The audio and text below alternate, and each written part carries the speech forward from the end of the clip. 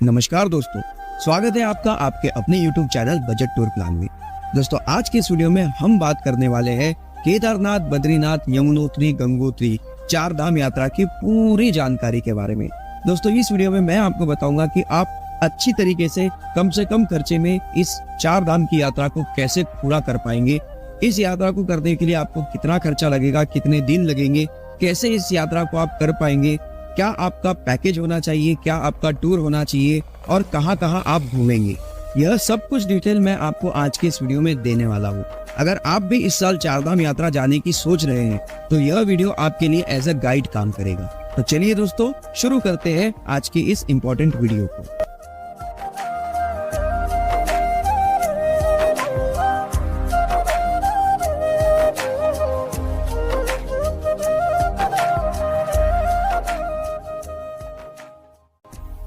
दोस्तों 4 धाम यात्रा की शुरुआत हरिद्वार से ही हो जाती है और 4 धाम यात्रा करने के लिए आपको 9 रात 10 दिन का समय लगता है। सबसे पहले आप करते हैं यात्रा यमुनोत्री की, फिर गंगोत्री की, फिर केदारनाथ और उसके बाद बद्रीनाथ। दोस्तों मैंने खुद 4 धाम यात्रा की यात्रा की है और मैं अपने अनुभव के साथ अगर आपको बताऊं तो 4 धाम यात्रा करने के लिए आपको पैकेज ले लेना चाहिए, क्योंकि आप पैकेज ले या इंडिविजुअल घूमने जाए टोटल खर्चा आपको 15 से 20 हजार प्रति व्यक्ति लगने ही वाला है। तो सबसे पहले आप हरिद्वार से बस पकड़कर बारकोट आ जाइए और थोड़ा आगे जाना चाहते हैं तो हनुमान चट्टी या उससे आगे जाना चाहते हैं तो जानकी चट्टी आ जाइए, जहाँ पर आपका स्टे होगा।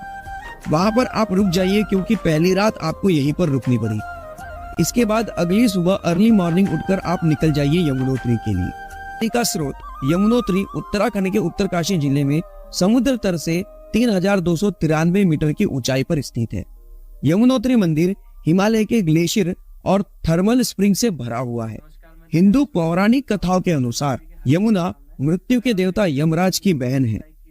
ऐसा माना जाता है कि यमुना में स्नान करने से शांति मिलती है। यमुनोत्री में मंदिर सुबह 7 बजे श्रद्धालुओं के लिए खुल जाता है। दोपहर 1 बजे से 4 बजे की अवधि में यह मंदिर बंद रहता है और फिर 4 बजे से रात 8 बजे तक यह मंदिर खुला रहता है। 8 बजे के बाद मंदिर बंद हो जाता है। यमुनोत्री मंदिर के दर्शन कर आप यहाँ पर ग्लेशियर का आनंद ले सकते हैं। साथ ही आप यहाँ पर जानकी चट्टी, सूर्य कुंड, शनिदेव मंदिर और सप्तऋषि कुंड भी घूम सकते हैं। इसके बाद आप रात तक वापस अपने होटल में आ जाइए और खाना खाकर एक प्यारी सी नींद ले लीजिए। इस तरह से 2 रातें आपको यमुनोत्री में ही लग गई। इसके बाद अगले दिन सुबह उठकर आप चलेंगे गंगोत्री धाम के लिए। यमुनोत्री से आपको सबसे पहले उत्तरकाशी पहुंचना है। आपकी तीसरी रात रुकने की व्यवस्था उत्तरकाशी में रहेगी। उत्तरकाशी में पहुंचकर आप रात भर अच्छी नींद लेंगे। उत्तरकाशी से आपको बस या आपकी कार द्वारा 100 किलोमीटर की दूरी तय करके गंगोत्री जाना होगा। गंगोत्री मंदिर में ट्रैकिंग नहीं है, आप एक दिन में जाकर वापस आ सकते हैं। यहाँ पर घूमने के लिए एक और जगह है गौमुख, पर गौमुख कवर करने के लिए आपको एक दिन एक्स्ट्रा लगेगा, क्योंकि यहाँ पर ट्रैकिंग करके जाना होता है। इसके बाद आप वापस रात 8 बजे तक उत्तरकाशी आ जाएंगे और आपकी चौथी रात आपको यहीं पर रुकनी पड़ेगी। रात भर अच्छी सी नींद लेकर आप अगले दिन चलेंगे सीतापुर के लिए। सीतापुर से आगे गाड़ी नहीं जाती, यहीं पर आपकी गाड़ी पार्क हो जाएगी। इसके बाद आप कोशिश करिए कि आप अपना रूम सोनप्रयाग में ही ले लें, क्योंकि सोनप्रयाग में रजिस्ट्रेशन चेक होने के बाद ही आगे एंट्री होती है और आपने रात में ही अपनी एंट्री करवा ली तो अगले दिन आप लाइन में 4 से 6 घंटे बर्बाद होने से बच जाएंगे। मान लीजिए आपको सोनप्रयाग में रूम नहीं मिलता और आपको सीतापुर में ही रुकना पड़ता है, तो आपको अगले दिन सुबह 3 से 4 बजे लाइन में लग जाना है। लाइन में सीतापुर से सोनप्रयाग पहुंचने के लिए आपको 4 घंटे लग जाएंगे, जो कि सिर्फ 1 किलोमीटर का अंतर होता है। सोनप्रयाग के बाद नदी का पुल क्रॉस करके 50 रुपए की शेयरिंग टैक्सी लेकर आप पहुंच जाएंगे गौरीकुंड, जो कि 5 किलोमीटर की दूरी पर स्थित है। गौरीकुंड में आप गर्म पानी के कुंड में स्नान कीजिए। इस कुंड में बड़ी मान्यता है और कहा जाता है कि इस गर्म पानी के कुंड में नहाने से शरीर में होने वाले चर्म रोगों से मुक्ति मिलती है। इसके बाद 22 किलोमीटर का ट्रैक करके आप चलेंगे केदारनाथ के लिए।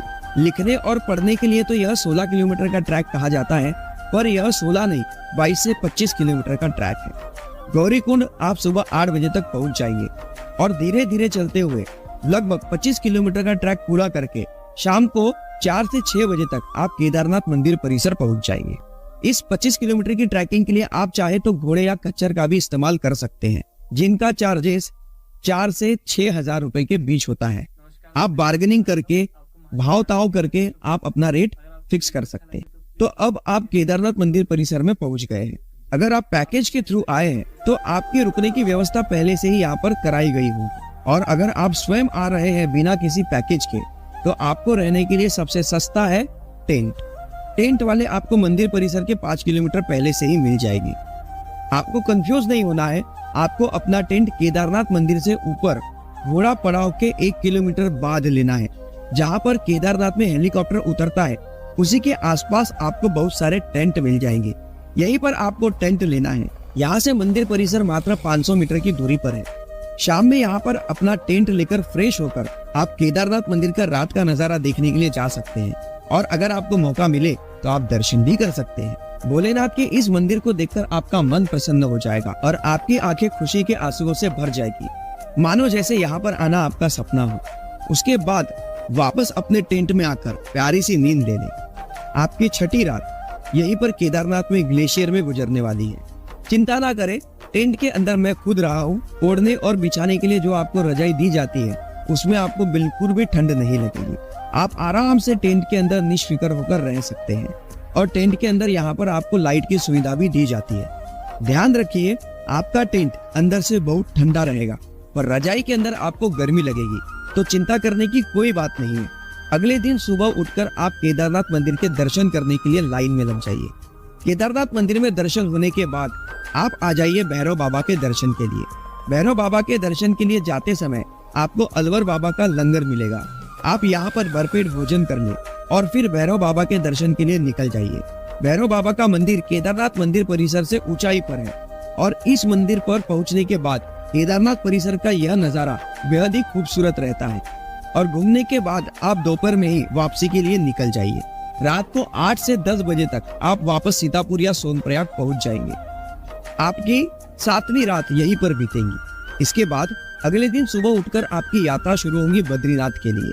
केदारनाथ से बद्रीनाथ की दूरी अधिक है और एक दिन में बद्रीनाथ तक पहुंचना मुश्किल है, इसलिए आपकी अगली रात पीपल कोठी में गुजरेगी। आप पीपल कोठी या जोशीमठ में स्टे कर सकते हैं। आपकी 8वीं रात यहीं पर होगी। इसके बाद अगले दिन सुबह जल्दी उठकर आप चले जाइए बद्रीनाथ के लिए। बद्रीनाथ आप लगभग दिन में 10-11 बजे तक पहुंच जाएंगे। बद्रीनाथ मंदिर में अधिक भीड़ होने की वजह से दर्शन के लिए आपको लगभग 3 घंटे लग जाएंगे।